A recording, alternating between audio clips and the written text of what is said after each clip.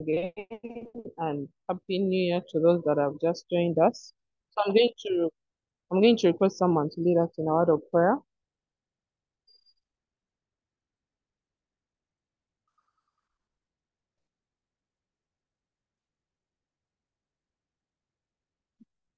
Yes, Josiah, you can unmute and pray.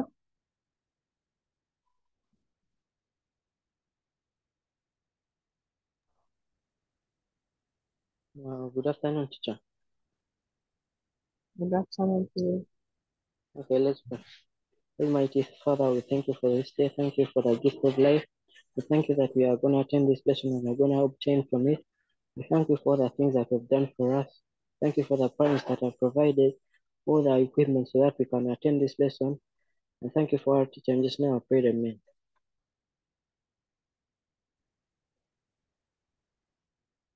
Amen.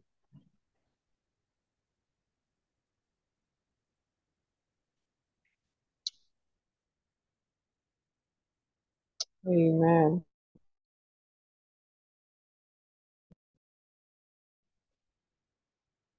Thank you so much.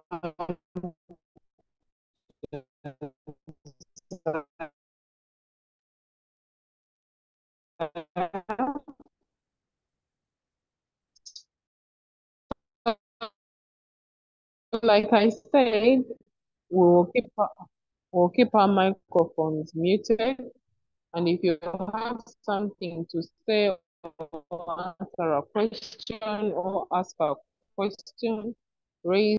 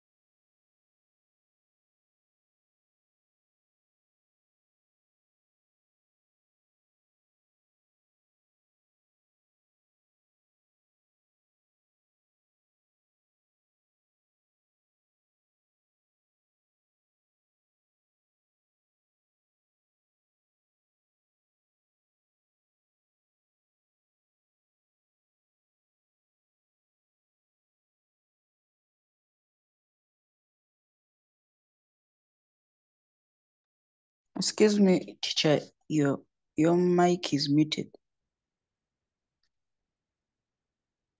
I hope you're able to hear me and you're able to see my screen.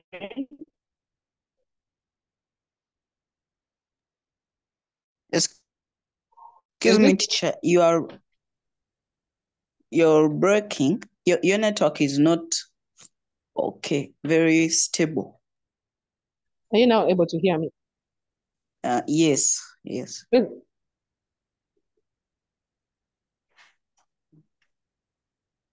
But it's not. Are you able to get me now? Okay, thank you. I was saying it's not.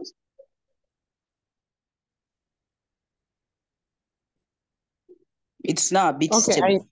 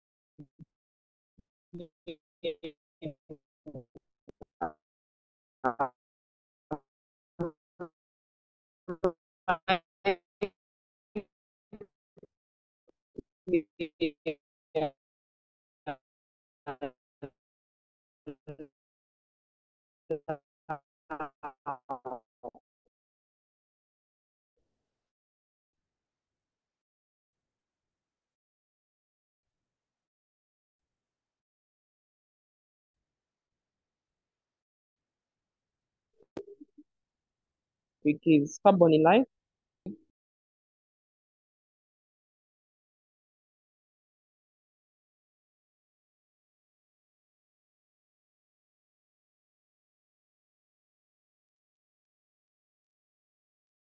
Okay, I don't know why my network is really disturbing. Are you able to hear me now?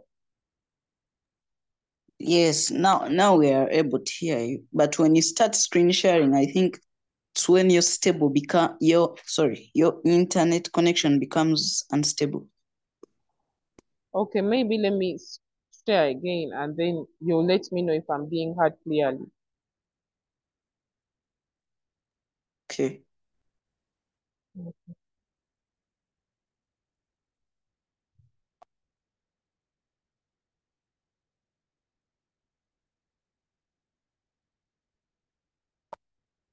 Okay, so are you able to hear me?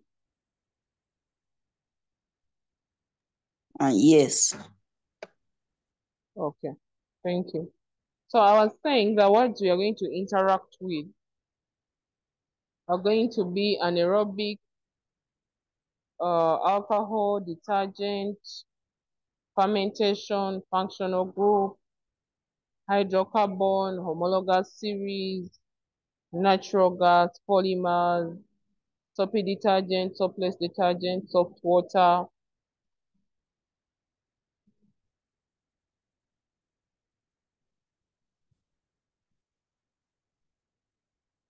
Soft water suspension and then alkane. But like I said, I'll be explaining some of these, or you'll be giving me your thoughts as we get to those points where those keywords will be used. So, of course, like we know, every time you're beginning a new topic, you need to know the keywords there and then what are your intentions about learning this topic. So this topic, I outlined a few learning outcomes that we'll interact with as we go about the lesson.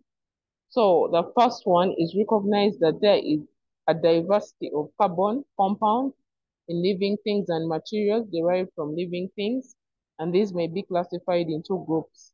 So one thing you're going to understand about carbon in life is that every aspect of our lives, there is an element called carbon.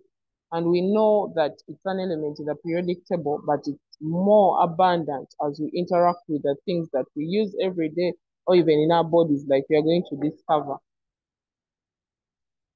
So also the competence helps us have a better version of what we are going to face ourselves within this topic. So the learner will appreciate the diversity of organic carbon compounds, including alkanes, alcohols, and then fatty acids.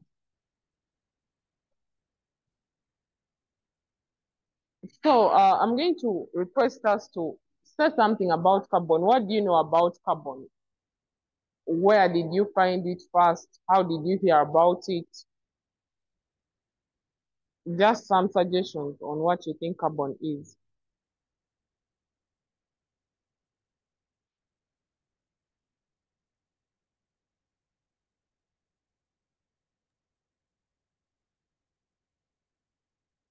Joseph, CEO, please unmute. Okay, thank you so much. According to my teacher, carbon, I think it's a greenhouse gas, according to me. Thank you.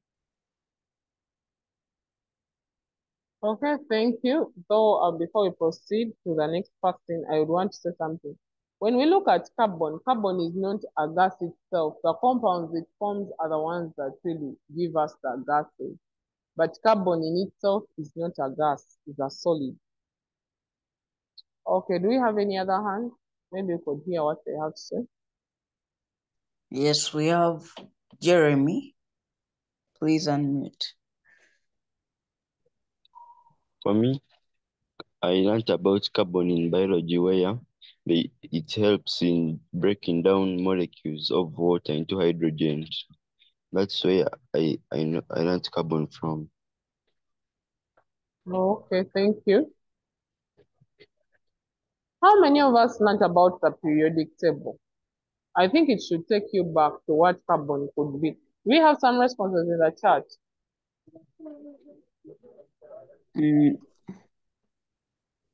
Yeah. Okay, can Little we hear them? Noeline Maria was saying carbon is one of the most abundant elements in the universe. Then Lil Zash was saying carbon is harmful to the environment. Then Mohozi is saying carbon is an element. Xperia says carbon is black. Then some people say carbon is an element found commonly in fuels. Yeah. Okay, thank you. Those are all beautiful answers. Thank you all for your suggestions. So we need to understand that carbon is one of the most abundant elements in the earth. And then also you need to understand that carbon is an element in the periodic table. And we all know that it comes from group 4. So you should remember that, and its configuration is 2 to 4. So that should be at the back of your mind that as we look at carbon, carbon is an element. And someone mentioned carbon is black. We see some of the allotropes of carbon. Because I know being in senior two, most of you looked at carbon in the environment. You must have looked at graphite, diamond. So you realize that graphite is a black kind of carbon. And then when you look at charcoal, when you look at coke, so all those are showing you what carbon actually is. So looking at carbon in the environment, we looked at its association with the greenhouse gases like someone mentioned earlier on. But when we come to carbon in life, we are going to realize that every part of us has something carbon related to some extent. So I'll just display what I wrote here.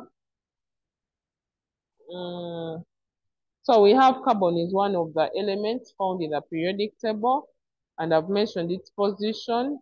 It has a configuration of 6, and of course its electronic configuration is 2 to 6, and its atomic number is 6. So there are several substances in our environment where we find carbon. But have you ever wondered why when we roast maize or meat, it turns black when burnt?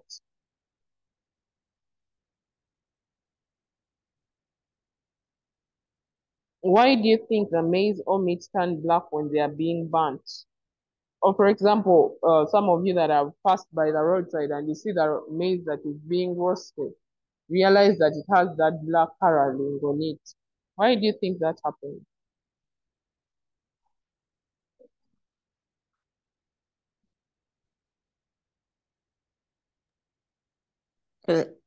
Let's hear from Irina. According to me, why the maize or meat turns black when burnt, it's because of the incomplete combustion of that like wood or charcoal. So when it is maybe like not being completely burnt, it will produce like that soot. So that soot will go on the meat or maize, turning it black.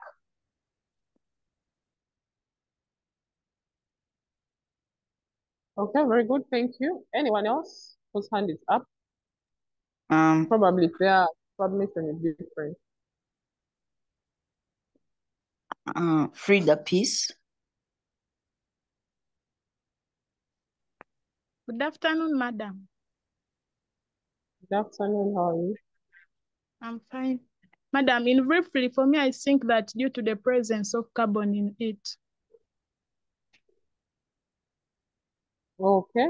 Carbon in what? In the maize or in the fire? Which of the two?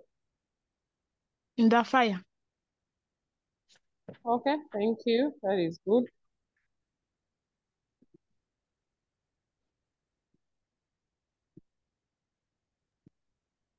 Okay, so basically, you're going to, do we have any other? Yes. Josiah. Okay, let's hear.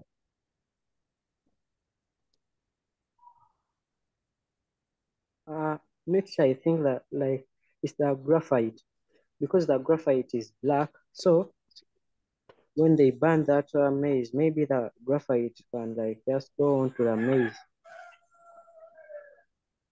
Okay, thank you. Yes.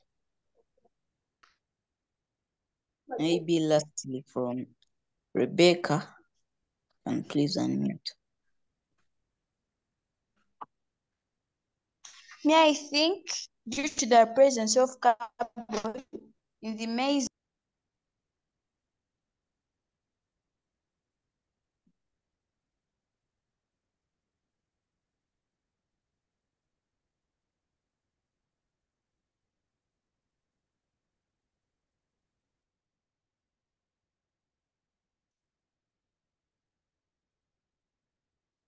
Okay, so according to all the answers that you've all given, you realize that both the maize and the meat contain carbon, which burns to form carbon dioxide, and burnt carbon, which is black. So you realize that the maize and the meat have the carbon contained in them. But remember, because there is burning, definitely there is oxygen. So it's going to combine with the oxygen to form carbon dioxide. And of course, as an expression of the existence of carbon in those components, they are going to turn black, because of course we know when we burn carbon, it is definitely in black color. So that is what we have there. But otherwise, thank you all for your submissions, and they were all driving us to that. So these are the images showing the burnt maize and then of course burnt chicken. It's a version of meat. So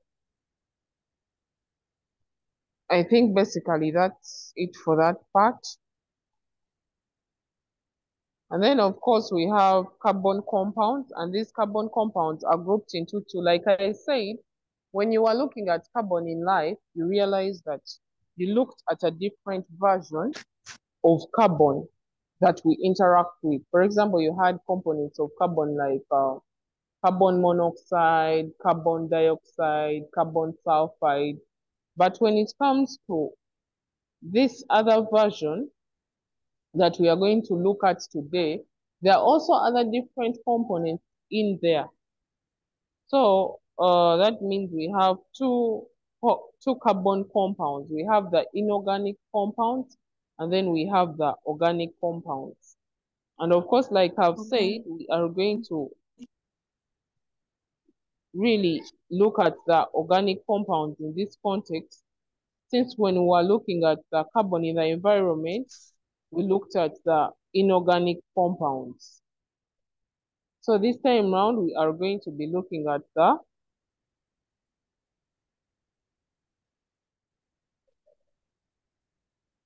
organic compounds. So who can tell us what they think organic compounds are?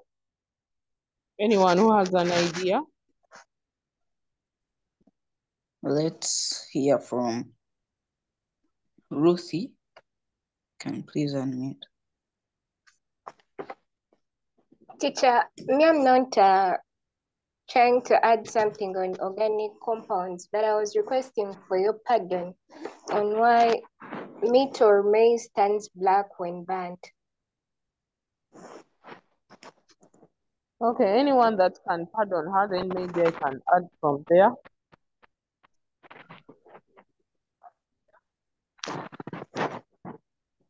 Me, according to what I have heard, has said that meat and maize contain carbon, and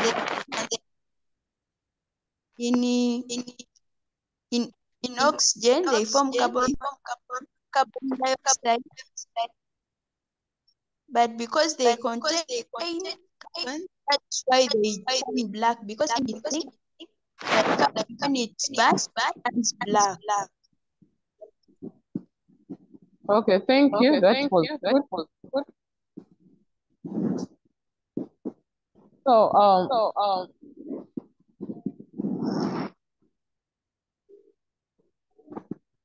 we said when these two are roasted, or even any other thing, most cases when they are burnt, you'll find that black coloring on them. What is bringing that black coloring is the fact that there is carbon in those compounds. And because there is carbon in those substances, that means when it is burnt, it will react with the oxygen to give us carbon dioxide. But we know that when carbon is being burnt, it turns black. So that is what causes that black coloring on the food that you're roasting or your other food that you're burning. Or if you're burning something, that black coloring will definitely come because of the existence of carbon in those what? In those substances. For example, if you're burning a paper to ash, you realize that that paper contains the element carbon in it. And as a result, you realize that the ash will be what? Will be black because of the existence of what? Of carbon. So I hope I've answered your question, my dear.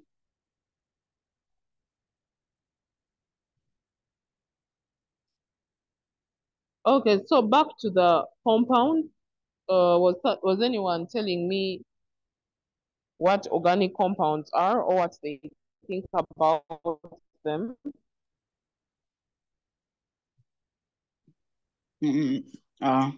Jeremy, please unmute. I think organic compounds are compounds that have life.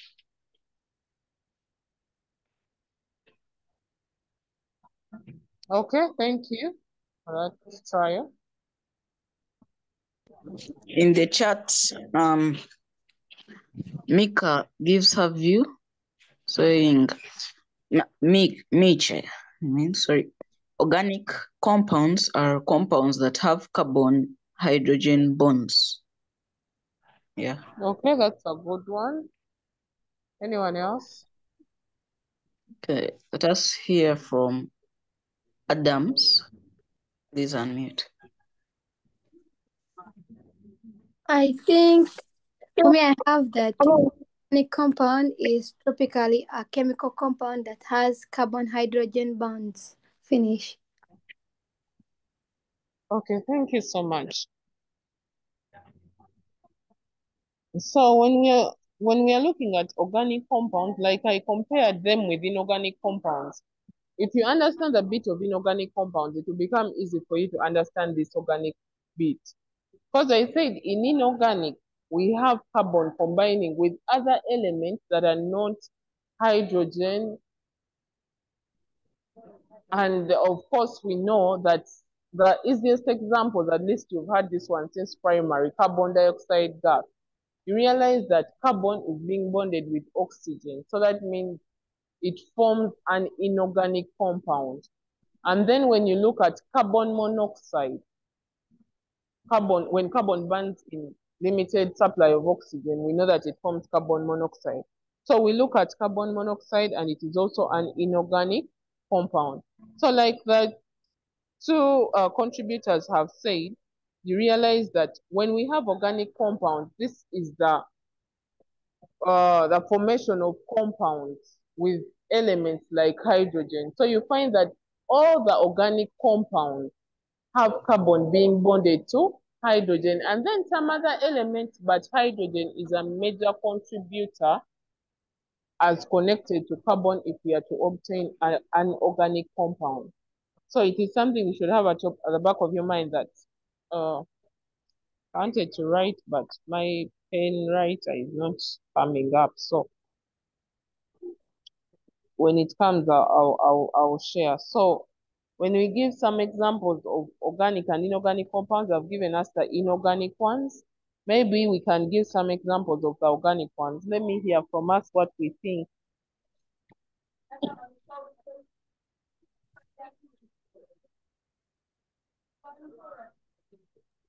Okay. Rebecca, please unmute. I think water plus carbon because water contains hydrogen.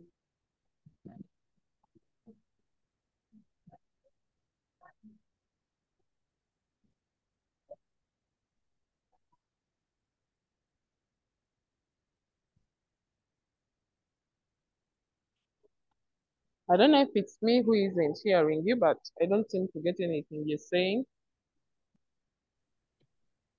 Let us hear from Maria Martha. Please unmute.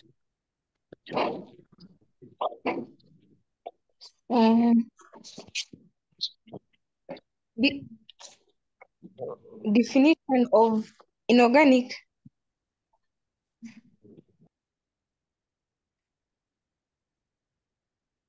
No, I said organic because we already spoke about inorganic ones. So I want to hear examples of organic compounds. Examples of organic compounds, they are carbohydrates,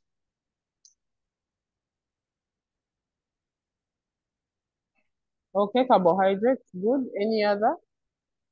and proteins, Okay, nucleic good. acid, sugars, Mhm. hydrocarbons, lipids, Okay. I think even plastics, methane, nucleic acids. Okay, I think those are enough before we confuse people. So thank you so much. That is a whole list of organic compounds. So like I've said, organic compounds have carbon and hydrogen. And then of course other elements can come in, but these two are basic elements if we are to form an organic compound. So for example, in this lesson, we are going to look at the different forms. And of course, under organic compounds, we have what we call the hydrocarbons.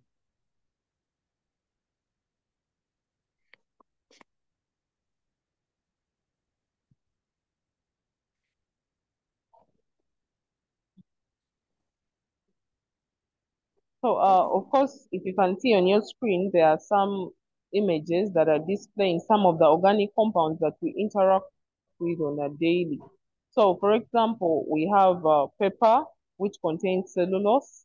And of course, we know it from wood, so definitely it has cellulose in it. Then we have nail polish for the ladies who usually paint their nails. Then we have a candle, and of course, as we go about the lesson, we are going to discover how a candle actually has carbon and hydrogen in it. And then we have fabric, which is cellulose, nylon, and rayon. Then we have soap. We are also going to look at the manufacture of soap. Then we have gasoline. Then this other side is showing us the difference between the organic compounds and then the inorganic compounds. So some of the organic compounds we have this side, we have the DNA, we have the perfume, we have soap, we have paint, we have candle, and then the inorganic compounds we have diamond, we have water, we have carbon dioxide, we have hydrochloric acid, we have calcium carbonate, we have sodium chloride, and very many others. Like for example, I told us we have even carbon monoxide under inorganic substances.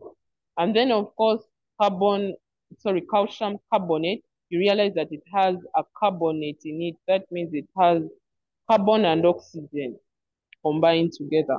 So those are some of the different examples of organic and inorganic compounds. And then of course, we have the classification of these organic compounds. Like I said, we have what we call the hydrocarbons. Who can tell us what they understand by this word? When you hear this word, what comes to your mind?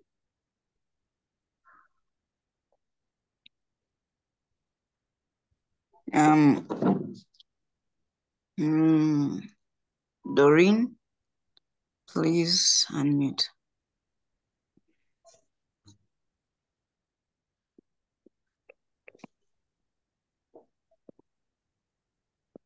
Doreen is not responding. Okay, Treatne, please unmute.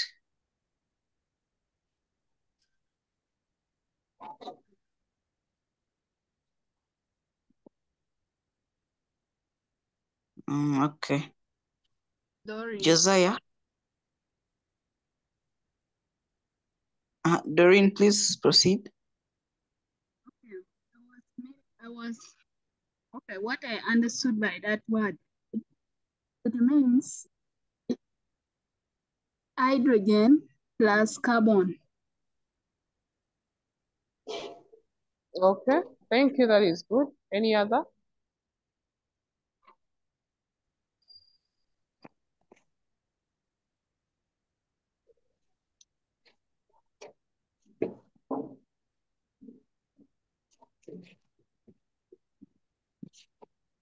A hydrocarbon is an organic compound consisting entirely of hydrogen and carbon.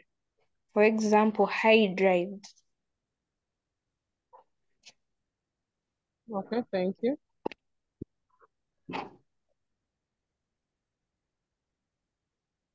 Okay, so I think we can proceed. So we know that in most tribes in Uganda, we have names which enable you to recognize where someone comes from. So you can't find an Okelo and you say Okelo is from Buganda. You can't find Nakanjako and you say Nakanjako is from Gulu. You can't find a Tumsime and you say Tumsime is from the north. So the same way we have different tribes represented by different names, depending on the regions where they are coming from. For example, in the East, they have names that they call that particular tribe. And when we go to the West, still the same thing. When we come to the North, the same thing. When we come to the Central, the same thing. So you realize that every region has names by which they identify them. So it's the same thing when we come to organic compounds. The way we can identify these organic compounds is through the namings of those different organic compounds. And like I asked, what are hydrocarbons? When we say hydrocarbons, we are basically looking at compounds that have only hydrogen and carbon. And that is why we call them hydrocarbons, because they strictly have hydrogen and carbon as the only elements in them. So after understanding that, we need to understand that the same case with organic compounds, the name help us know the family a given compound belongs to. These families are called homologous series. So like, for example, I can give maybe an example of a family. If they say, for example, the Chiwanuka family, that means all the children in that family, whether they bear that name or not, they belong to that particular family. Everything they do, and in that family, there are some things whereby if someone sees them, they'll just say, oh, that son belongs to Mr. Chiwanuka. That girl belongs to Mr. Chiwanuka. So there are some things that that family does that bring them together. So it's the same thing when we come to these organic compounds. For example, when we come to the staple foods of different tribes, you notice that they'll say, in this tribe, they take this kind of food. So it is known to them that that particular food is eaten in that tribe. So that becomes something by which they can be identified with. And I know most of us watch series one after another. If I asked for the names of series, I would get even the ones I've never heard of. So the way it's talking about homologous, first of all, is a family.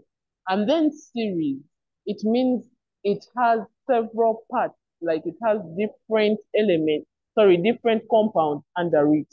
So when we talk about a homologous series, we are talking about different compounds that have the same general formula,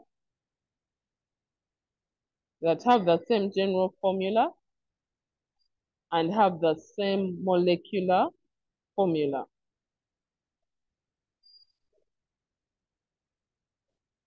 So in this case, you realize that if I'm to find any area of a rectangle, if I could take you to math, however crooked the rectangle may look, as long as it's a rectangle, all their areas are found by L times W, it's standard.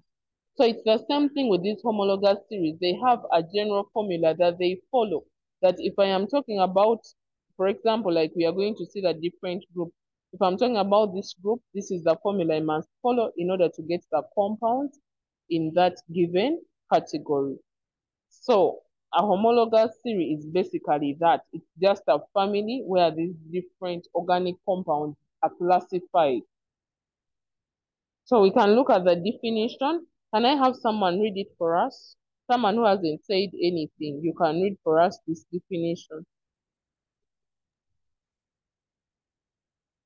Somebody who has not said anything. Mm-hmm. Let's hear from Cristiano Mitch.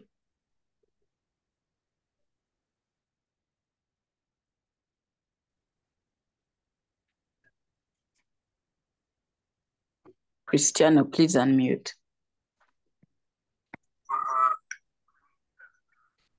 Hello? Please proceed.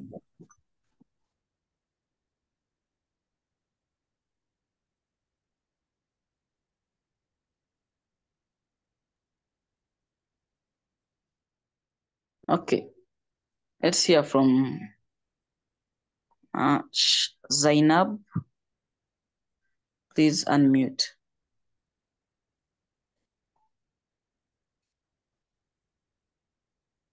She has also run away. Let's hear from Charlotte. Unmute.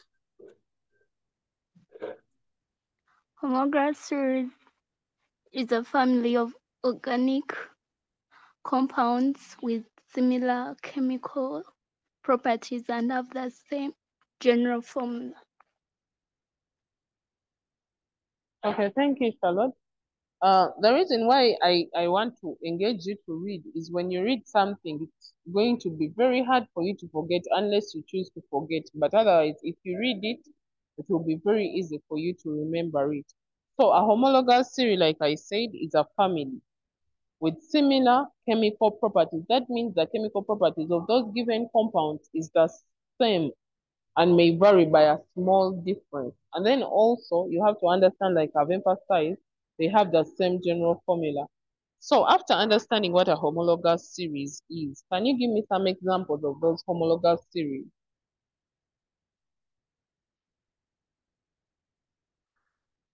Any examples of homologous series? Examples.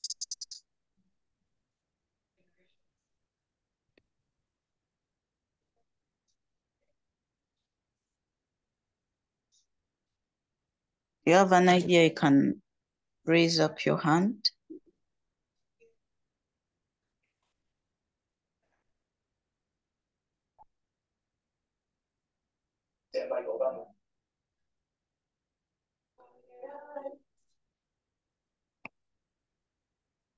Okay.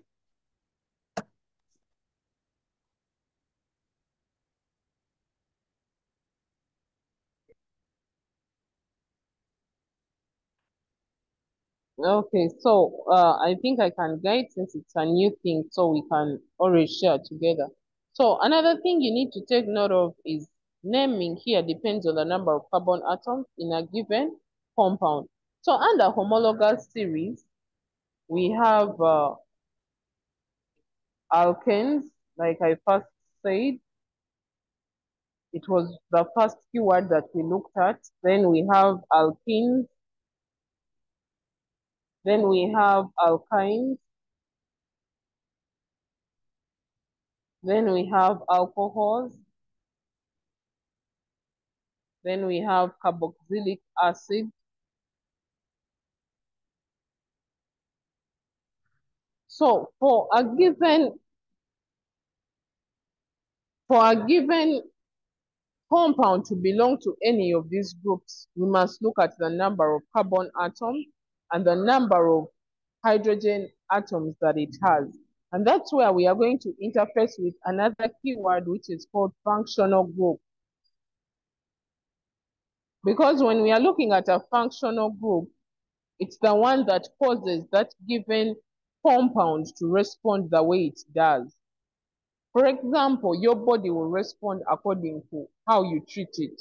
If you pour hot water on it, except if you have a problem with your skin, you will definitely scream or you will react so that the water actually burns you.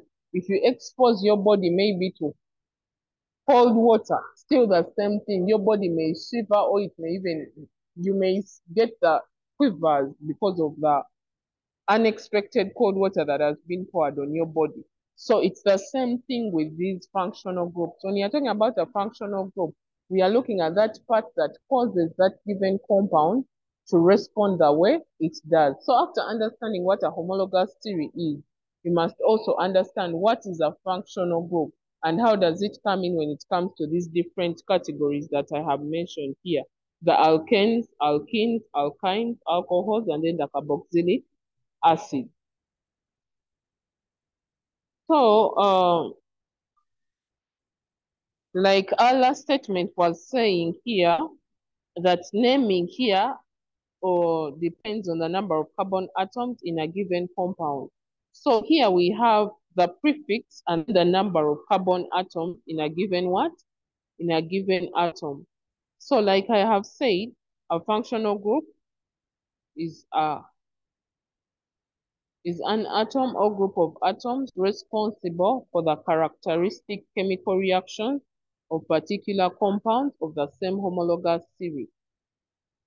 So here we are looking at that part that influences that given compound or atom to respond the way it does. So here, when we are looking at these different elements, you need to understand that since we are looking at carbon atoms in different compounds, that means the number of carbon atoms will influence the name. So if it is one carbon atom in that compound, it has a prefix meth. If we have two carbon atoms in that given compound, it gets a prefix eth. If we have three of them, like we are going to see, so just understand this bit, then when we get to the actual examples, you're going to be able to relate with them very fast. We call it prop. And then if we have 4 carbon atoms in a given compound, we call that but. Not beautiful, but but. And we'll discover what that but is in front there. Then for the 5 carbon atoms, we have, for example, 5 of them here. It takes on the name pent, coming from the word pentagon. So starting from 5 onwards, those carbon atoms take on the name of a polygonal shape. So for example, a 5-sided figure we know is a pentagon. So if we have 5 carbon atoms in that given compound, that means it's going to take on a prefix pent. Then if we have 6 carbon atoms, who can tell me what the prefix will be? If we have 6 of them. Barbara, unmute.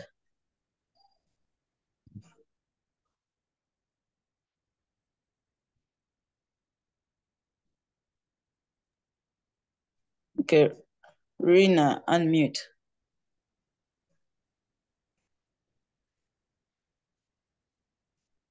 It will be called, the prefix will be hex. Okay, very good. The prefix is going to be hex because we know a 6-sided figure is a hexagon. And then if there are 7 carbon atoms, what is the prefix going to be? It's going to be step. Sorry? Step. Very good. It's going to be hept or sept because we know a 7-sided figure is a septagon or a heptagon. So that means it will be hept or sept. And then if we have 8 of them, what is it going to be called? What is the prefix going to be? It will be oct. It will be oct. Very good, because we know an 8-sided figure is a hectagon. And then if we have 9 of them, None. sorry? Maybe a none. Yes, very good. It's going to be known, because we know a 9-sided figure is a nonagon. And then for 10 carbon atoms, what is the prefix going to be?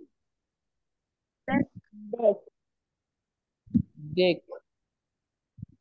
Because we know a 10-sided figure is a decagon. Very good. So I love the way that you people have called it. So that's what is going to happen as we go into looking at the different homologous series. That means when I ask you what is a 9-sided figure, you'll be able to recall back what is the prefix known. Then because depending on the homologous series, we give it a name in that context. So I hope we are all together. So like I mentioned earlier on,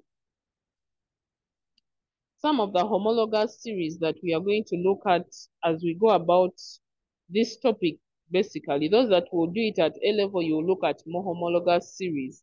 But at this level, we are going to basically focus on these because they're the ones we are really interested in. So we have alkanes, which is going to be our first area of interest. Then we have alkenes, we have alkynes, we have alcohols, then we have carboxylic groups. And the same way you're seeing alkanes, there is these first 3 groups have something in common. They all have ALK, ALK, and then the suffixes are the ones that are different. So you realize we have something of this sort. So as we give them the names, you're also going to discover something interesting as that.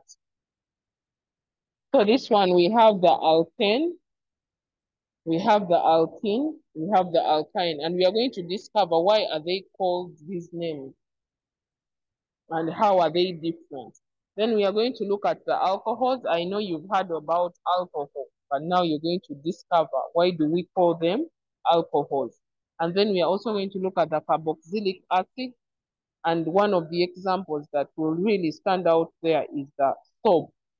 Soap contains carboxylic acid. Did you know? So you're going to discover more of that in this topic called Carbon in Life.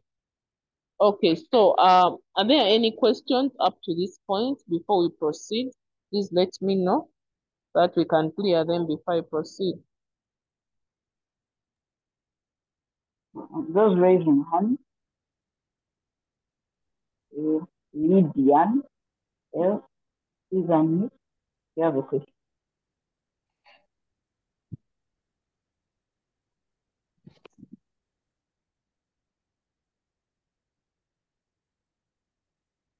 Okay. Martha, Komidisha, is on mute. So my question is, are organic compounds also called hydrocarbons? Okay, that is a beautiful question. So we explained that hydrocarbons are those that contain hydrogen and carbon only. So as we go into these groups, you will discover which ones are hydrocarbons and which ones are not. Because we said strictly they must have hydrogen and carbon only. So as we discuss these groups, I want you to take interest and find out which ones of these families has its elements as hydrocarbons. Is that okay? Okay, Yes. anyone else? Okay. Rebecca, on mute.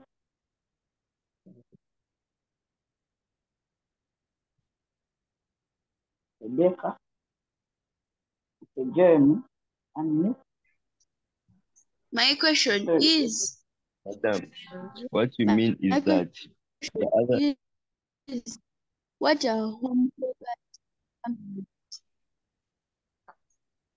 Were you in class when I My explained what question is homologous what series are?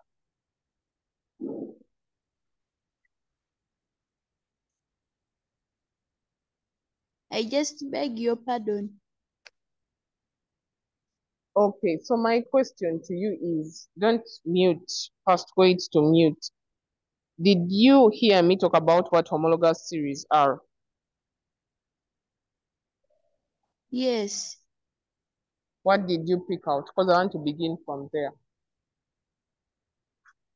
I heard something like it's a family.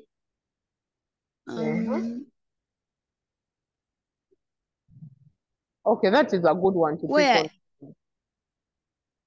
So, which tribe do you come from? Don't get offended. I just want to help you understand it better.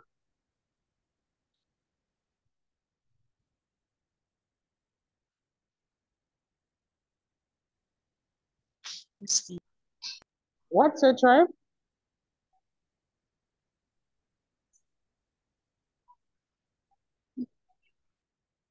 Okay, I can't hear you. I don't know if you've gone off or you're still on.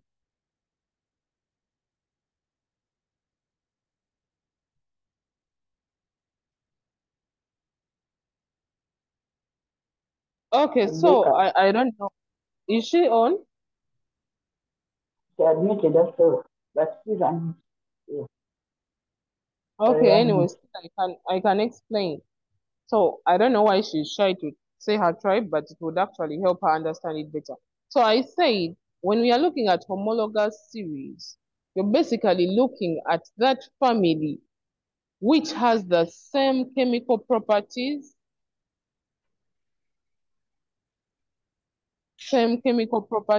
and the same general formula.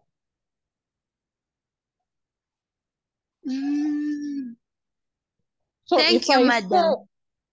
If I say maybe there is a given tribe that eats kalo, that means that is something you can use to identify that particular tribe with. If we say, for example, maybe I am talking about a tribe that matoke is their staple food, that is something we can identify that tribe with. Maybe in this particular tribe, this is their culture wear. That is something we can use to identify that particular tribe.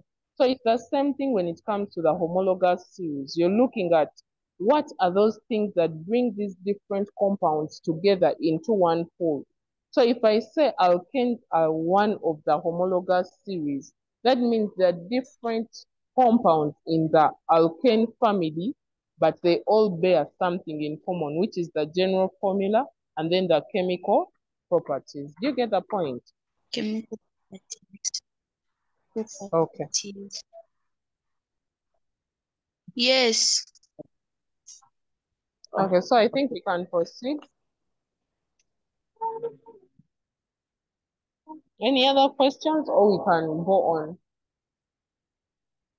I think we have a burning question from Jeremy.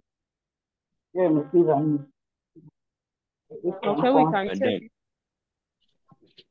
My question was, you had said that hydrocarbons have only hydrogen and carbon.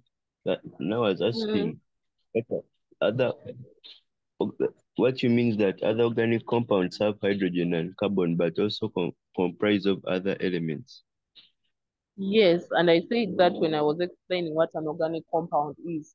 Because now, like, for example, when you're going to see when we get to alcohols, they have carbon, they have hydrogen, and they have oxygen in them. Then when we get to the carboxylic acid, the same thing is going to happen. They have carbon, they have hydrogen, they have oxygen in them.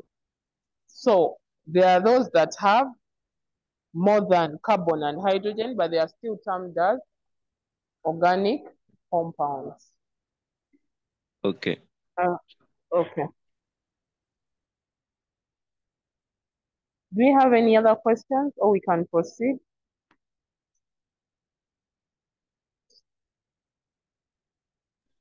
We have a question from Nora. I think we can take one or two more questions and then we can proceed. Okay, madam, my question was, in the definition, you had talked about the general formula. I want to understand more about general formula. As we go into this homologous series, you're going to find out the general formula. Okay, thank you, madam. Thank you too. Okay, if that's all, I request we proceed. So here we come with alkanes. And like I said, since these things are new, except to those that had started the senior 3 work, but I know most of us hadn't yet. So when we talk about what is an alkane, first of all, the first thing that should come into your mind is it's saturated, and I'll explain that. Secondly, it is a hydrocarbon.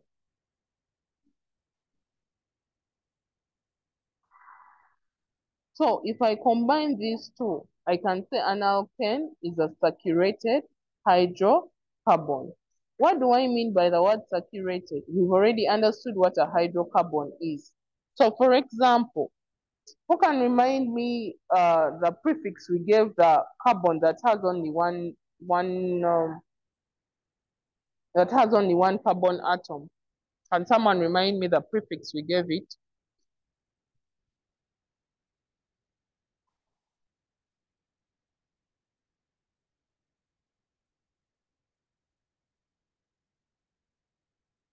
What was the prefix of the carbon atom that is single, that is one alone on its own?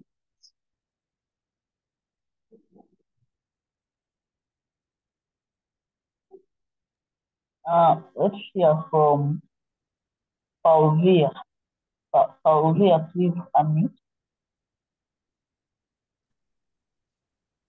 Meth. Meth, very good. So we say the prefix for the carbon that has for one carbon atom is meth. But then also you need to understand that carbon is only stable if it's bonded to 4 other atoms. So if it's bonded to 4 other atoms, yet we say a hydrocarbon, yet we say that an alkane is a hydrocarbon, then definitely the element to which it's bonded is hydrogen.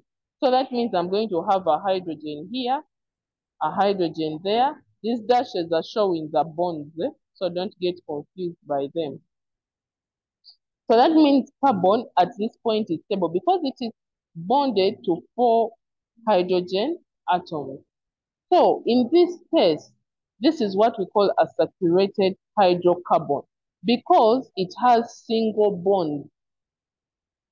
Every time we have a combination of elements joined together by single bonds, they become saturated compounds.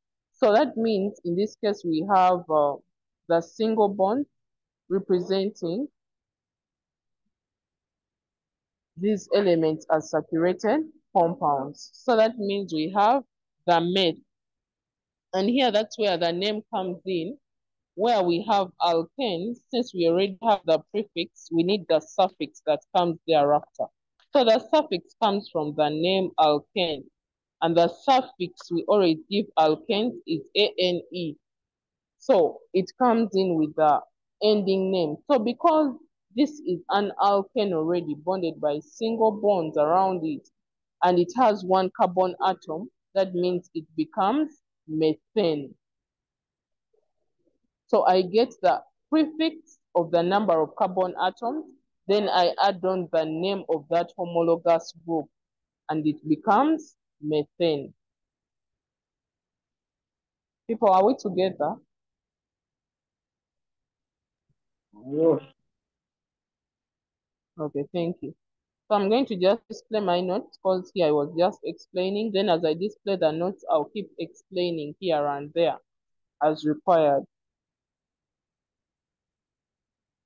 So members in the homologous series of alkanes share the suffix ane, like I have said. For example, we say meth is the prefix for 1 carbon atom. Since it's an alkane, it becomes methane. One word, so I'm just putting this hyphen to show you that that is the suffix that came in. Then another thing you need to take note of is alkanes are compounds which have carbon-hydrogen atoms with only single bonds. That's why I said they are called saturated hydrocarbons. And I say saturation comes in because of the single bond between the carbon-hydrogen atoms. So alkanes are compounds that have carbon and hydrogen atoms with only single bonds. And of course, this is showing you the singular in bonds. So you're going to discover when we look at another group that there are those that have more than one bond. For example, they may have two double bonds, a triple bond, something of that context. So here alkanes are those. Then I've said alkanes are saturated hydrocarbons. That is also something to take note of. And then, of course, we already explained what hydrocarbons are. Hydrocarbons are compounds with only carbon and hydrogen atoms. This word only is very important. So as you're defining hydrocarbons, don't leave it out. It's very, very important. It can come at the end, it can come before, but ensure that it's there.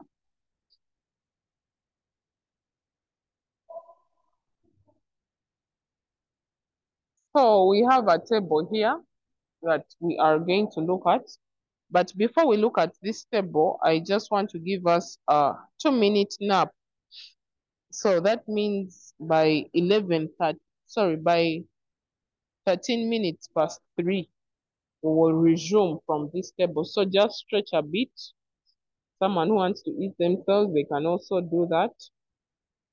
But just ensure that you take a deep breath, because what we are going to learn, I wanted you to first have reflected on what we've discussed, then we can proceed to this.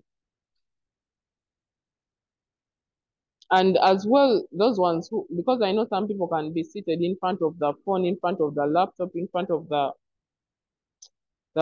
computer without any book open. So this is the time to stretch your legs, get a hold of your pen and book, because you're going to do some writing here. Kali, okay, teacher. Yes, please do. Thanks. Thank you. Teacher, I'm a bit confused. I'm very confused. Where? But don't use that word confused, because if you're so confused, you'll become confused. So maybe ask for clarity. You can use a different word that describes that word. May I request you repeat from the part of alkanes? And teacher, you do not give us a chance to write. Whenever we try to write, you screenshot. Okay, so screenshot, or alternatively, since the lesson is being recorded, you can always go back, because if I give you time to write, we all don't write at the same pace, and it may really take some time. So you will go to the YouTube channel of Holistic and download the video, or even watch the video and then take notes at your pace. You can always pause, check the notes, then forward like that. Otherwise, if we copy notes, it may take us a whole time. Are you going to send this work on the WhatsApp group? Oh, the presentation, eh? Yes. Yeah, when I get to my PC, I will cut off the I'll have covered and I'll share it. Okay. Yeah. Not that it may be later on in the evening or tomorrow, but I'll share the slides. Madam, how do I get into the WhatsApp group? Either can help you get the link, or you can share your number with him. Private chat. Okay, You can send him a private message. Madam. Okay, Yes, can we teacher. please mute our mics so that we can resume with our lesson, because it's already 3:14. The time I gave us to rest is done. Yes.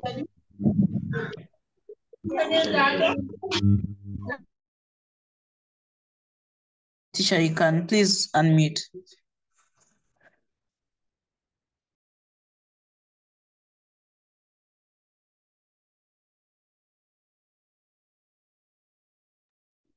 Thank you. So the person who requested me to repeat alkanes, I'm going to do this very fast because otherwise, if you don't pick up at the place I'm moving at, please go back and watch this lesson. So I said alkanes. First of all, you need to understand that they are joined by single bonds of carbon and hydrogen. And because of the existence of this single bond, that's why we call them saturated. And because they have carbon and hydrogen atoms only, that's why we call them hydrocarbons.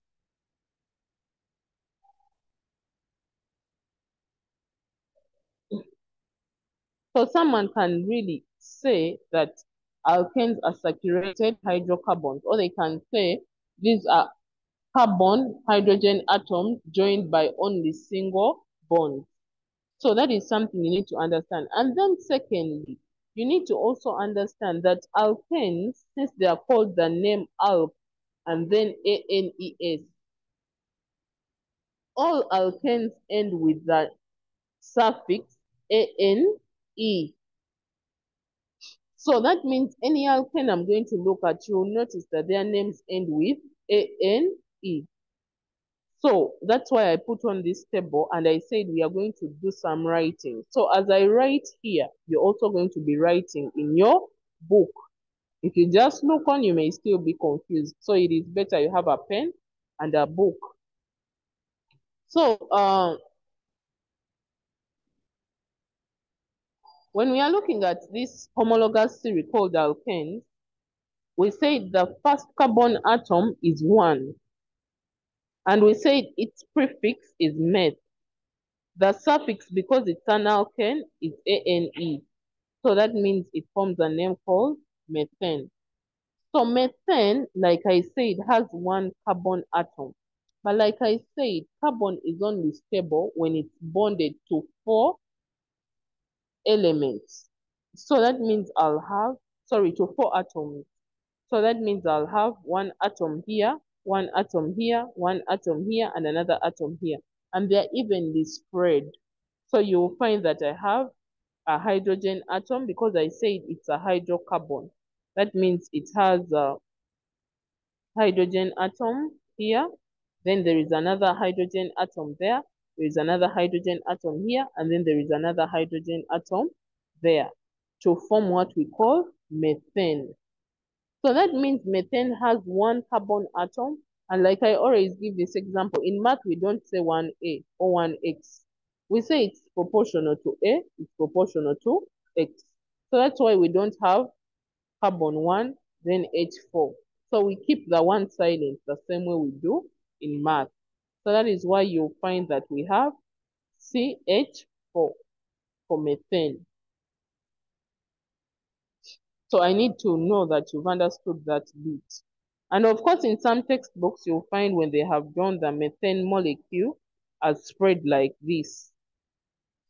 So one thing you have to ensure is the even spreading of those bonds because it affects the way those given atoms rotate within the structure. So it's important that you take note of how you allocate your bonds every time you're doing these chemistry structures.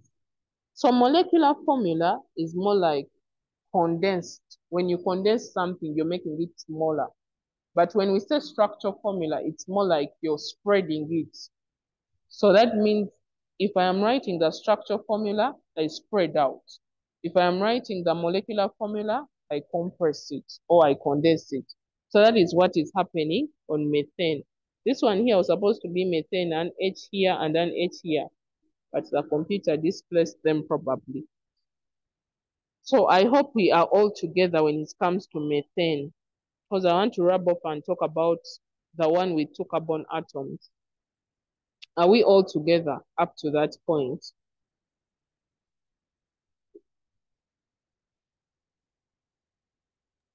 Josiah said he is not. If not, Okay. Can he put up his hand and he tells us where he's not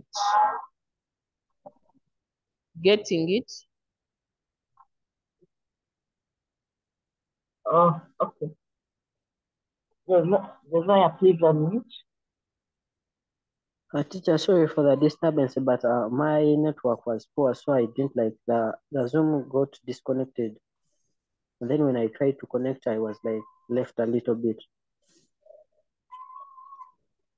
Okay, so we've said, I'm explaining this one more time. Anyone who doesn't get it, please go to the lesson that will be recorded and rewatch. So I've said, when we are looking at these carbon atoms, we said the carbon atom determine the name that is given to those given compounds. So because I have one carbon atom, it's called a meth. And because it's an alkane, it takes on the suffix ane, and that gives it the name methane. So when we are looking at methane,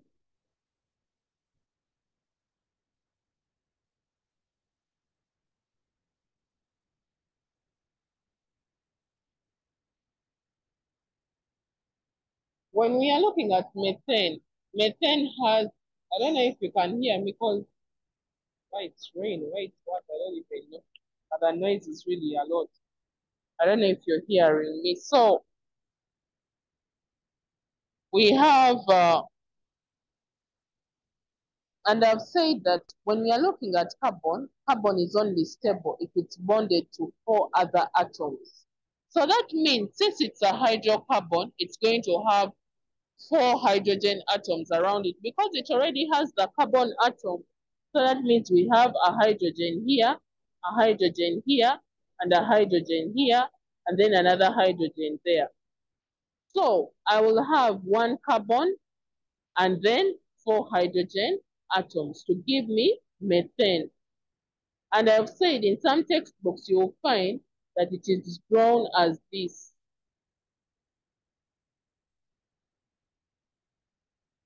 Or even some books have them as dots, colored dots. So it has, for example, maybe carbon in red, then it has hydrogen, it may be black.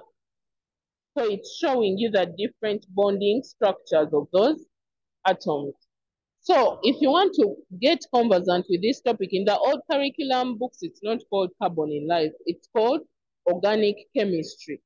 So you can read about it in the old curriculum books as organic chemistry. So basically, I think that's what I had said, Isaiah. So I hope we are all together up to that point.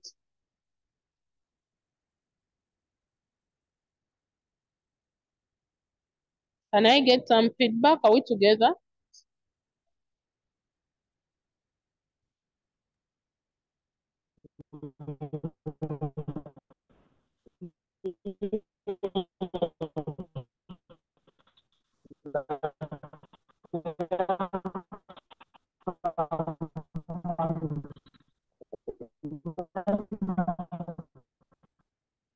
I don't seem to hear anything because you're breaking.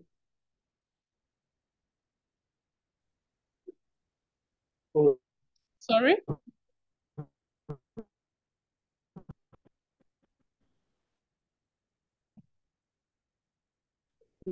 Isaac, if you're hearing anything, please let me know because I am not hearing what whoever is talking is saying.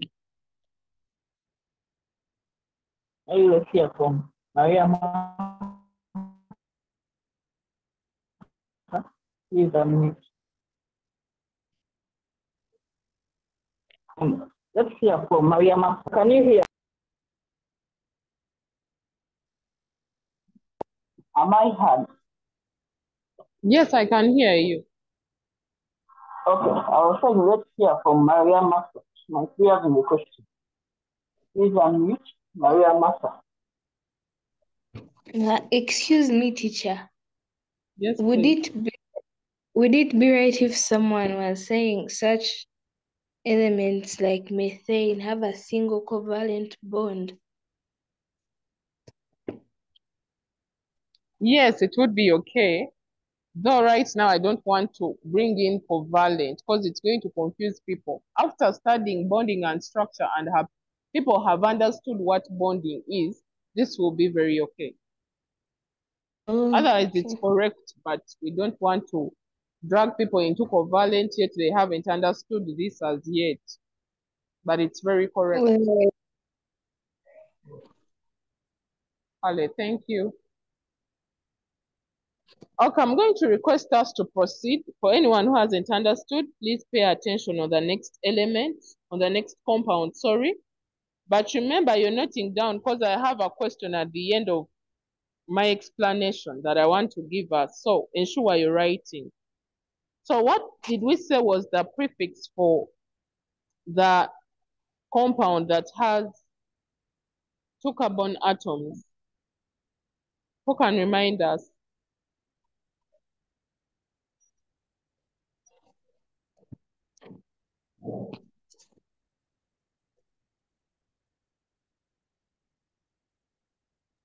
Okay, let's hear from Nora Renee.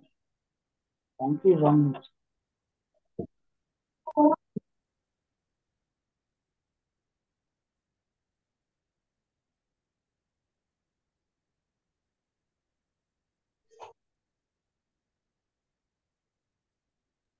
Nora Renee, please unmute.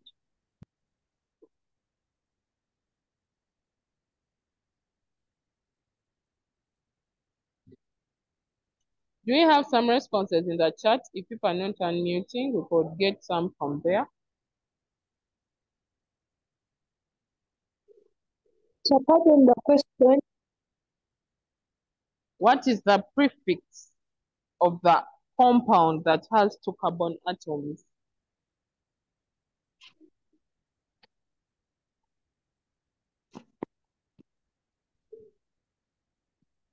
In the chat, sorry. In the chat, people are giving me F, E, from Ring, Gerd, Frida, Elvis, Karen, Doreen, Elvis, they're all giving me E. It's very good. So we said it's it. Thank you, Isaac. So we have it as it because we said it has that. And then, of course, we know the suffix since it's an alkane. We have it as ane. Therefore, it becomes ethane. So when we join those two fixes together, we get ethane. And of course, we know ethane. Ethane, we've said already, has 2 carbon atoms. So remember I said for carbon to be stable, it must be bonded to 4 other atoms. But when you look at this,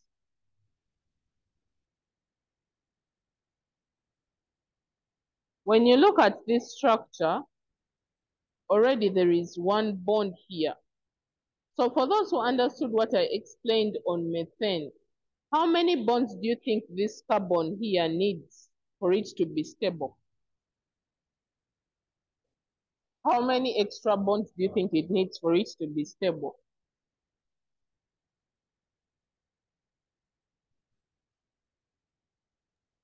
No, Katrina in the chat says 3. Rina says 2. Zara says 2. Rebecca says 3. Rina says 3. Charlotte says 3. Then he says 4 more. Lovey says 6. Karen says 4 on each day of 8. Yeah. Okay, thank you, Isaac. That is good. So you notice already 1 bond has been taken with the carbon bonding with another carbon. So that means each of these carbons is going to require 3 bonds. So that means we are having 1, 2, 3, and then 4. So we have our hydrogen here, hydrogen here, Then even on this one, already there is one bond here. So it needs 2, 3, and then 4. So it has that kind of structure. And of course, since we have 2 carbon atoms already, so you're going to have C2, and then you count the number of hydrogen atoms, 1, 2, 3, 4, 5, 6, and then that will give you C2H6. And then that will be your molecular formula for an ethane, and then this will be the structural formula for ethane.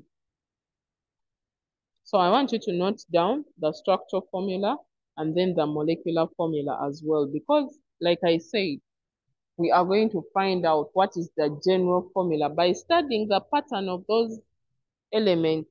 So I expect you to note that down, or you screenshot it and keep referring to it.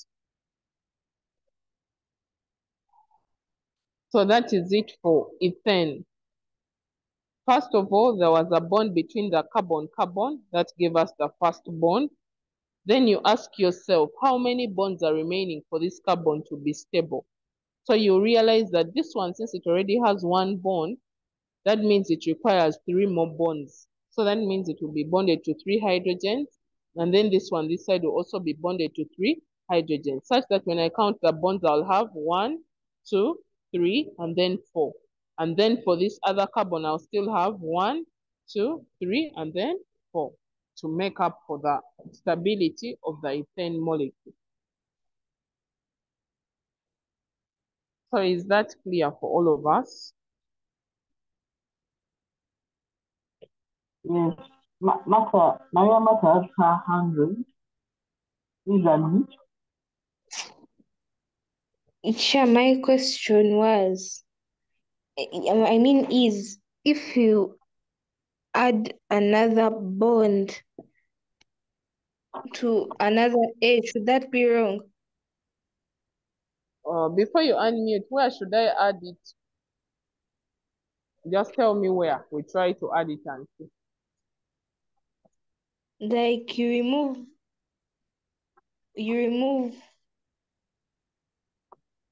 one C.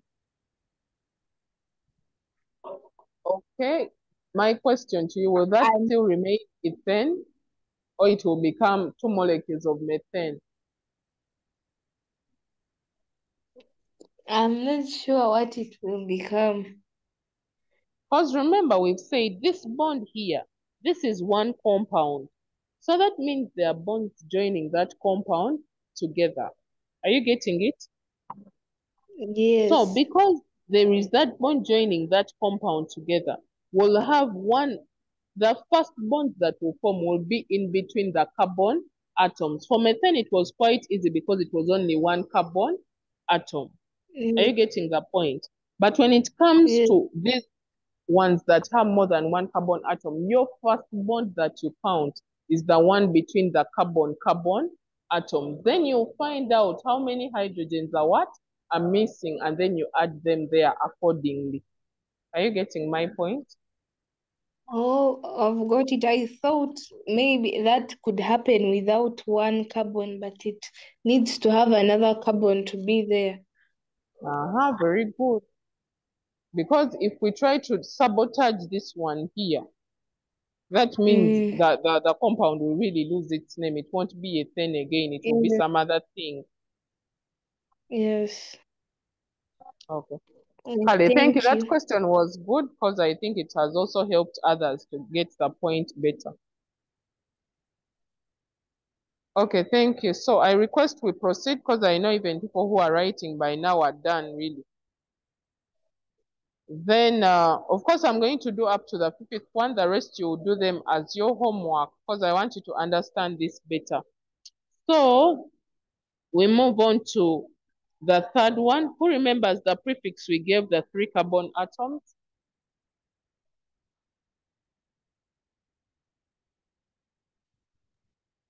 Yes.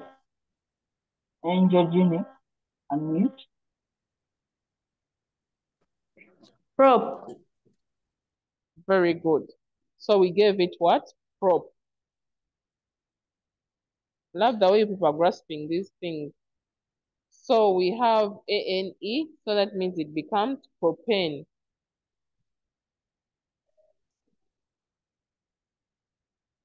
So propane becomes the name of the alkane with 3 carbon atoms. So that means I'm going to draw my 3 carbon atoms here. So we start with this first carbon. Let me take this to be my first carbon. How many hydrogens do we need on this carbon? Number 1. And this will be my carbon 2, carbon 3.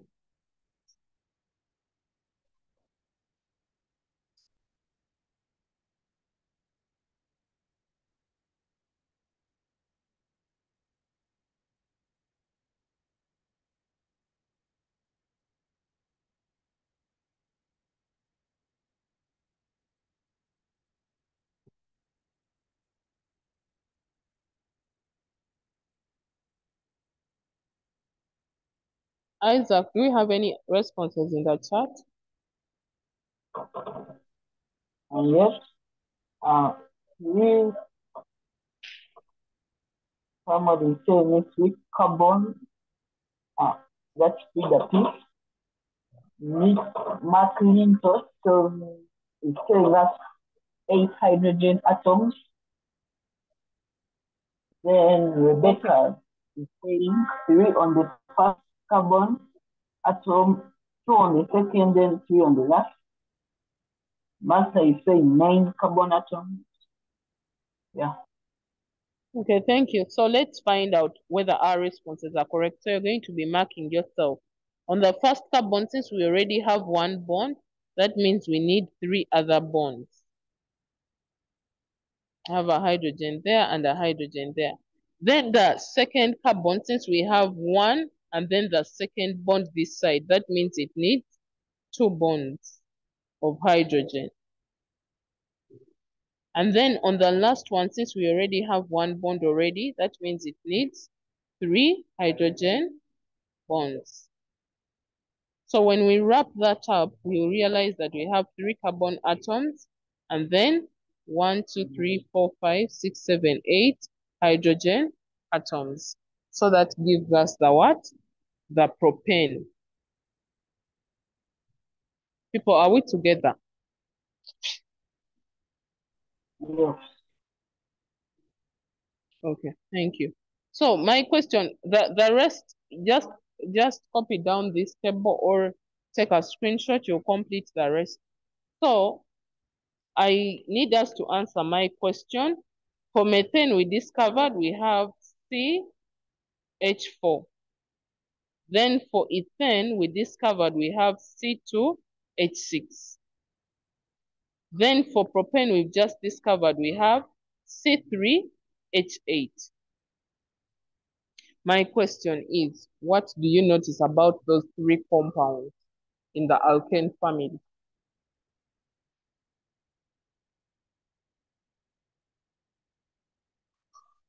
Angelina has 100. Please unmute. What I notice is that as you keep on adding one carbon atom, you add 2 hydrogen atoms. You add 2 hydrogen atoms. Okay, that is good. Thank you, that is a very good observation. 410.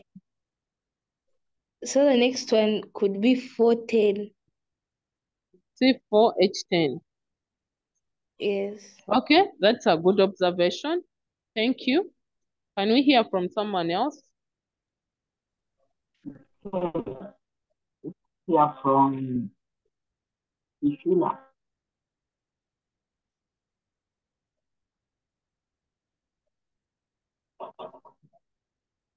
Please unmute.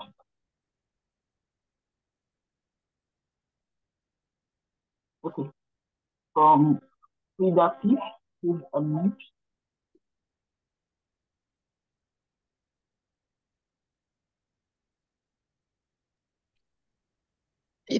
For me, I think they have the same general formula. For example, alkyne. And also they have the same similar chemical formula. That's all. Okay, thank you. So you notice that they have a general formula, and I want us to derive that general formula. That's why we have come up with this line here. So when you look at the carbon atoms, you realize that the carbon atoms are increasing. And as the carbon atoms are increasing, you also notice the hydrogen atoms are also increasing. And they're increasing by a definite number. So that means if we have, I know we all did sequences and patterns in senior 1. If we have C as N, that means our hydrogen is going to be H2 plus 2. And of course, we are going to test that and see whether it really applies for that particular, for this particular homologous series. So for example, if we have one carbon atom, we have 2 times 1 plus 2, which is going to give us C1H4. And like I said, we ignore the 1 because of what we have in math. And then we test with the ethane. We say C2H2 times 2. I hope you're also trying out in your book plus 2. That would give us C2H6. The same thing is going to happen here. C3, that means I have 2 times 3 plus 2. And that is going to give me C3H8. Then for butane, I'll still have C4H 2 times 4 plus 2 to give me C4H10. I hope we are really taking notes. Then I'm going to try out for pentane. You said pentane has 5 carbon atoms, so that means I'm going to have C5H2 times 5 plus 2.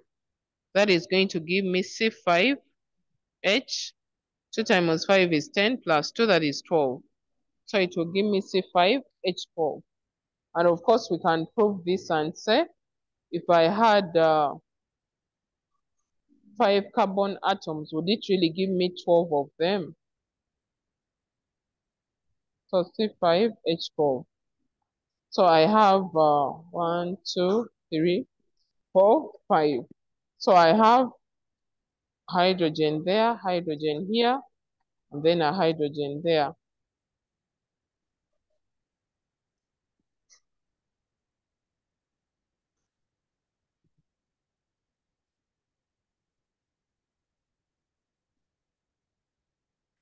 So when I count them, I have 1, 2, 3, 4, 5, 6, 7, 8, 9, 10, 11, 12.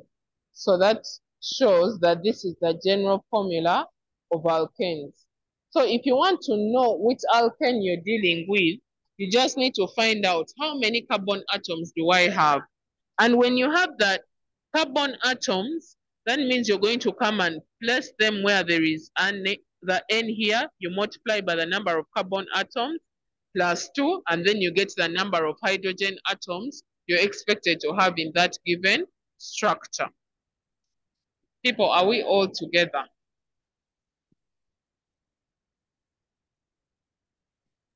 Yes, teacher. Are we all together? Yes. But Brenda has had a hand up for a long time. Maybe we could hear from her. Okay, then. Excuse me, teacher. Yes, What is a condensed formula? And how does it help you in in finding.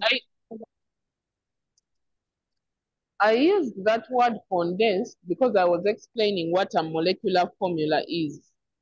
And like the same way, when I say I am condensing something, that means I am making it smaller.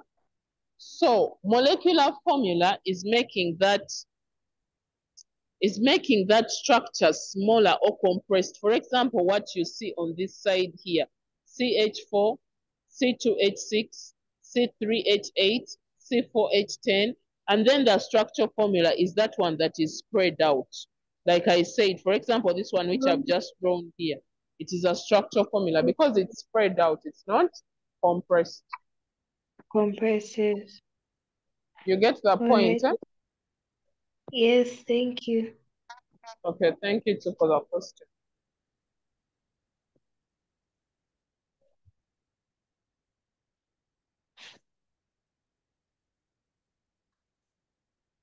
Okay, so can we continue? Yes. Okay, thank you. So like I said, please screenshot this table. And like I said, I'll share the slide either today evening or tomorrow when I get my PC, because right now I'm not with it. So I'll need to first get to it, then get the slides off and then share with you. So complete this table and finish up with the different structures. And if you want, you could share with me some of your answers so that we can be able to synchronize them before the next lesson. Okay, so Isaac, do you think people have finished? Maybe they can respond in the chat and then you can let me know if they have finished screenshotting or noting down very fast.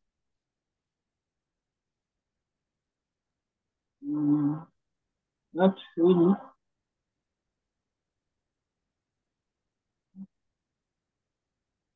Yes, now they are now done. Okay, thank you. Excuse me, sir. There are some for requesting for your number. Requesting, I think, for where they can send their work when they are done. Yes. Some can take a photo and then share with me.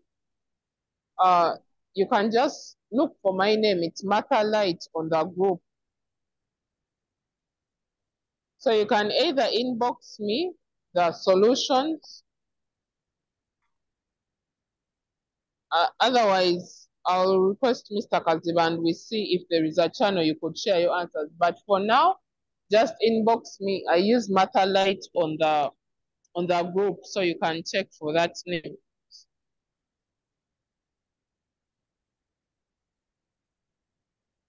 Okay. Okay, thank you. So these are questions that you may need for your food of thought. So we've discussed what the general formula is. We said it's CnH. And remember, this N is a subscript and the 2N plus 2 is also a subscript. So if I could write them in a bigger version, they are not on the same, they are not of the same size with the letters. They are below, they are slightly below the letters.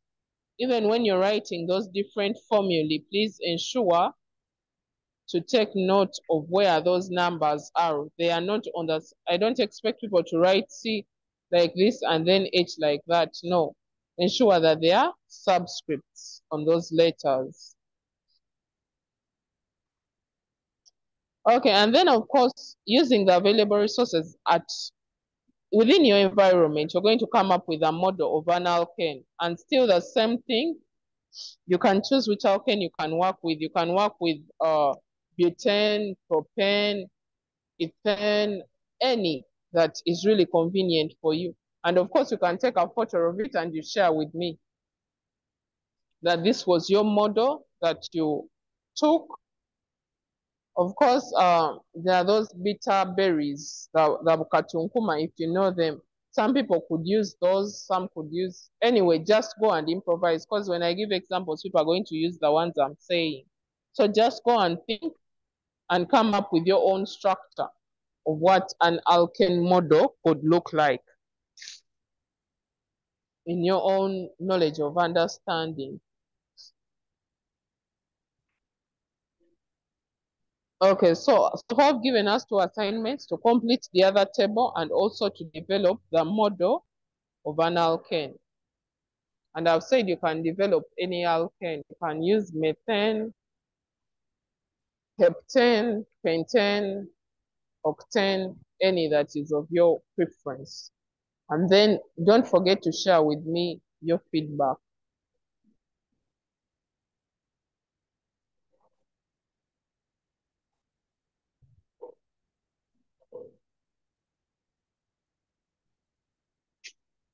So we are now going to look at the physical properties of alkanes after understanding their structures and how they are arranged within their given compound. So, of course, we've heard about physical properties. What are some of the properties that you can relate with as physical properties of something?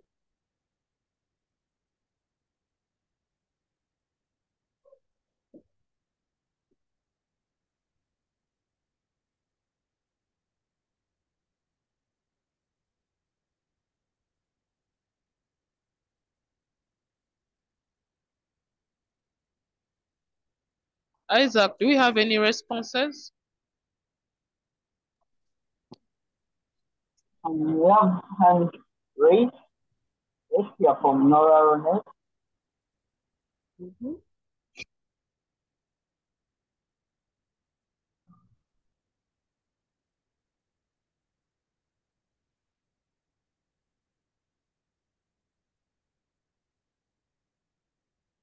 she's not responding, but in the chat, we I think an example of a physical property is colorless. Okay, color. We can look at color. What else? That's very good. Thank you. Yes, in the chat, Rebecca is saying slippery. Irina is also talking of smell. Yeah. Rebecca also talks of texture. Then Anira talks about, says that they are saturated. Fidafi says have 2 carbon atoms. Jared says he's talking about the same. And then lastly, Karen talks about the order, Irina, solubility. Maya says it's orderless. Viriel says, Irina talks about the state of matter, then Irina talks about the shape. Okay. Thank you so much, Isaac. So most of those are beautiful answers. And of course, when we are looking at physical properties of something, we are basically looking at things we can touch, things we can see, things we can feel. So, and since these are compounds that we may interact with basically the lab, therefore we need to know the color, we need to know the smell, we need to know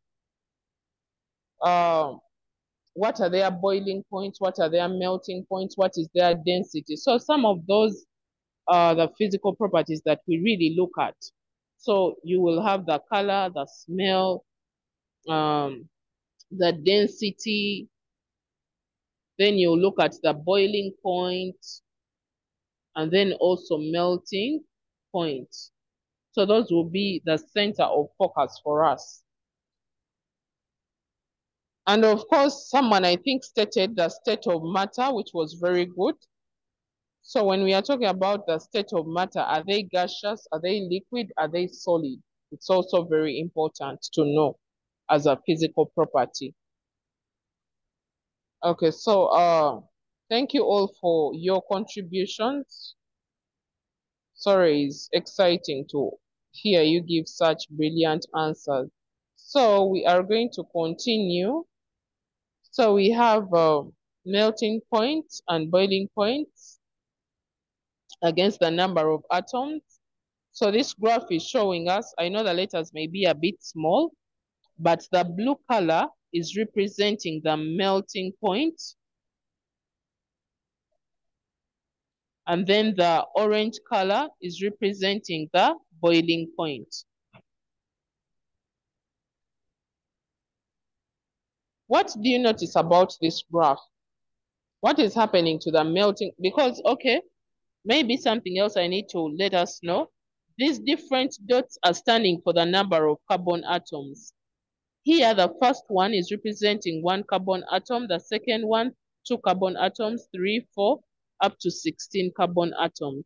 So you can tell me what you think is happening on this graph in line with the melting point against the number of carbon atoms, and in line with the boiling point against the number of carbon atoms as well.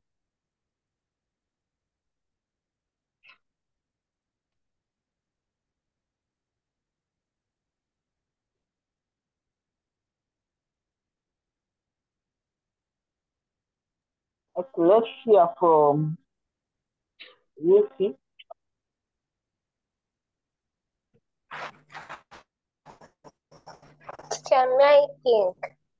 I think these alkanes, they have a high boiling point compared to the melting point. Okay, that is good. That's a good observation. Anyone else?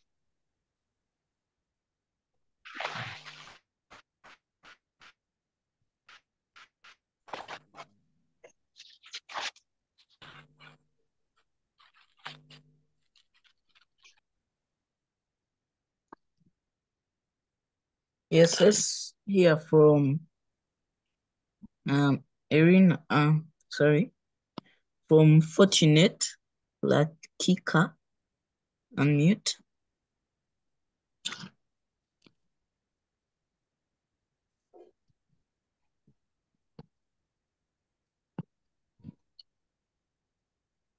Okay, from the chat where Sumaya is saying the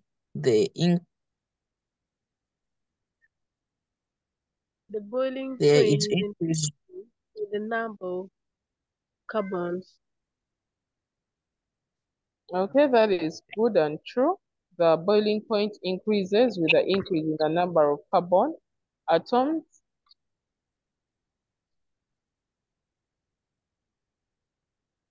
In the chat, Sumaya is saying the increase, there is increase with both the points. Okay, but I want us to have our statements complete. So if you're saying the boiling point is increasing, you should also be able to tell us with what. You can't just leave your answer hanging. It leaves us questioning what is it increasing with. So those answers are true. The melting point and boiling point increase with increase in the number of carbon atoms. And then, of course, as someone stated at the beginning, that the boiling point increases higher than the melting point, and that is very true. So why do you think there is an increase in boiling point and melting point as the number of carbon atoms increases? Who can share with us what they think? Why do you think there is that increase as the number of carbon atoms increases?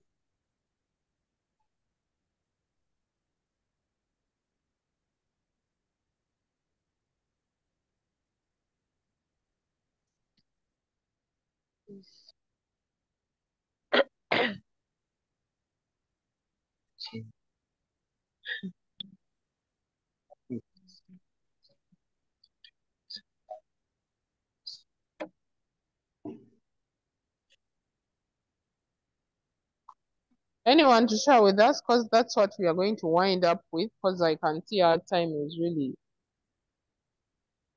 really on our side. So we need to conclude with that. I can't add you any more assignments on what I've already given you. Pardon. Why do you think the boiling and melting points are increasing with increase in the number of carbon atoms?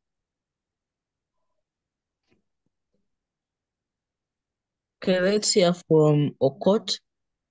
This is Fortunate Rakika.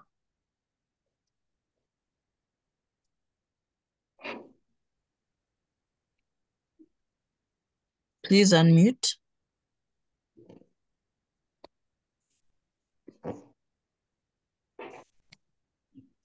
Okay. In the chat, Doreen says due to high temperature.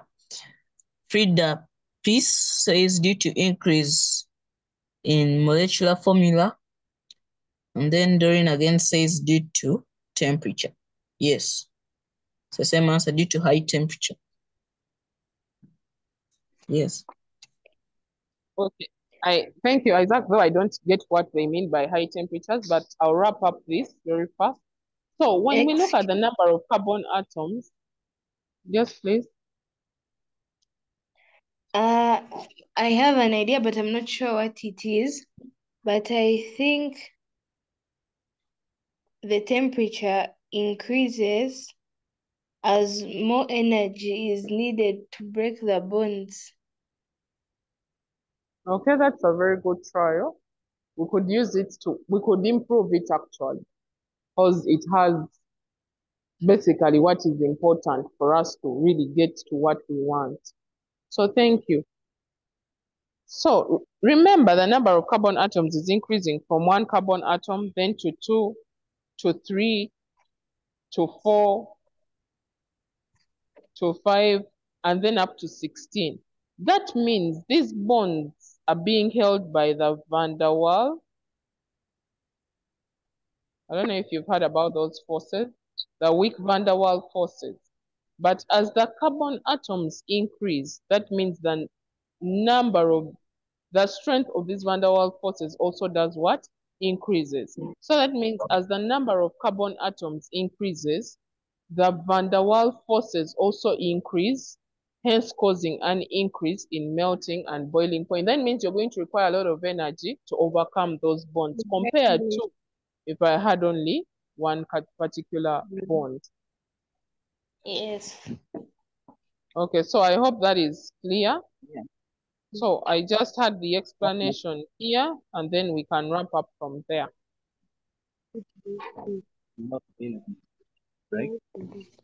And of course, we'll begin from here next week, and I'll explain more on that part. But you need to understand that the melting and boiling point increases with increase in molecular mass, since the van der Waals forces of attraction are also increasing.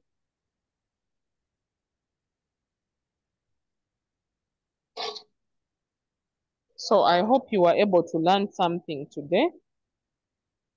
We will have someone lead us in a closing prayer, and then we'll call it a day for today.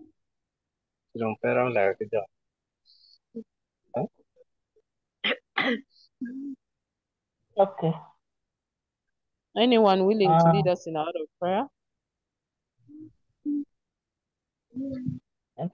From Akulo Philomena, please unmute and give us a closing prayer.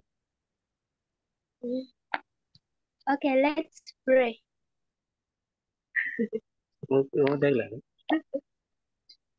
Father, Lord, King of glory, we want to thank you for this day, Father, Lord, King of glory.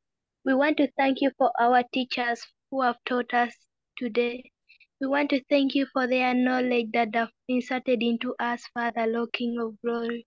We pray that you may protect them till next day so that they can come back and teach us, provide us with more knowledge to understand and know more about the subjects, Father, Lord, King of glory. We pray as this lesson is ending, take us, protect them give them journey mercies, and protect all of us wherever we are at our destinations. In Jesus' name we pray. Amen.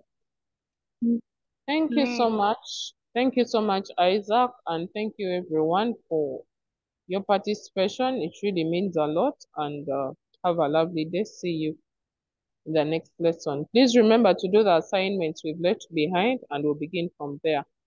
Have a blessed weekend.